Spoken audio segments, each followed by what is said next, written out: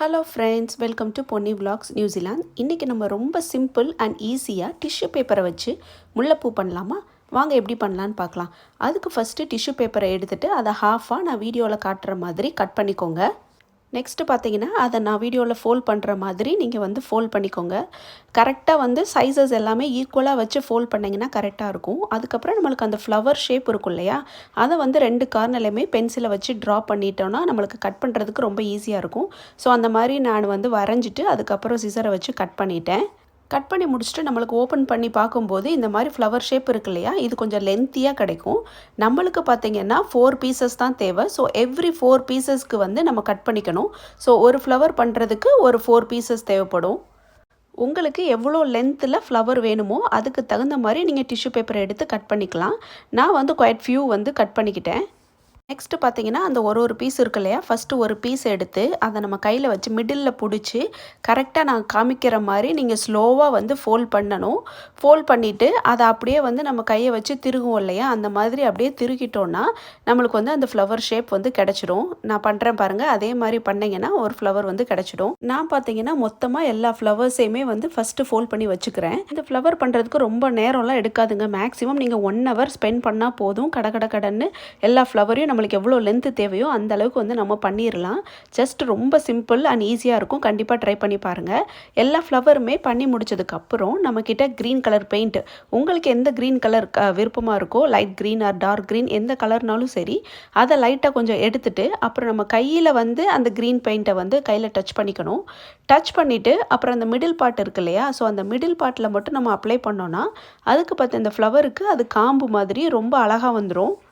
நான் எப்படி பண்ணியிருக்கேன்னு பாருங்கள். அதே மாதிரி பண்ணிங்கன்னா ரொம்ப ஈஸியாக இருக்கும். இதே மாதிரி எல்லா ஃப்ளவர்ஸையுமே நம்ம அந்த க்ரீன் கலர் பெயிண்டால் டச் பண்ணி அதை பெயிண்ட் பண்ணி வச்சுட்டு அதை பார்த்திங்கன்னா ஓவர் நைட் விட்டுறணும். அப்போ தான் அது நல்லா ட்ரை ஆகும். நான் எல்லா ஃப்ளவர்ஸுமே பண்ணிவிட்டு ஓவர் நைட் விட்டுட்டேன். நெக்ஸ்ட் டே பாருங்கள், நல்லா காஞ்சு நம்மளுக்கு இப்போ ரெடி ஆயிடுச்சு. ஒன்ஸ் ரெடி ஆனதுக்கப்புறம் நம்ம நார்மல் பூ கட்டுற மாதிரி அப்படியே கட்ட ஆரம்பிச்சிடலாம். ஒரே ஒரு திங் என்னன்னு பார்த்தீங்கன்னா, நீங்கள் ரொம்ப ஷார்ப்பான த்ரெட் இருக்கு இல்லையா, அதை யூஸ் பண்ணக்கூடாது. ஏன்னா இது பேப்பர் தானே, நம்ம டைப் பண்ணும்போது பேப்பர் கிளியறதுக்கு வாய்ப்பு இருக்குது. கொஞ்சம் திக்கான த்ரெட் எடுத்துகிட்டு ரொம்ப ஸ்லோவாக டைப் பண்ணணும். ரொம்ப டைட் பண்ணி நம்ம இருக்கணும்னாலும் பேப்பர் கிழிஞ்சிரும்.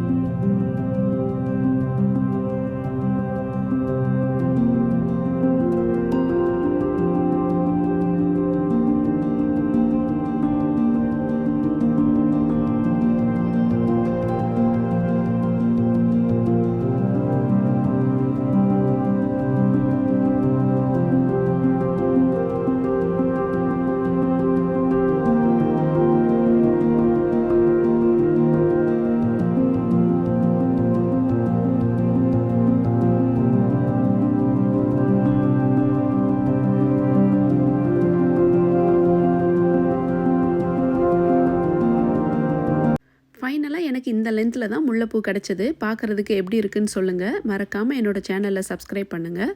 இன்னும் இன்ட்ரெஸ்டிங்கான வீடியோவில் சந்திக்கலாம். தேங்க்ஸ் ஃபார் வாட்சிங். பாய்.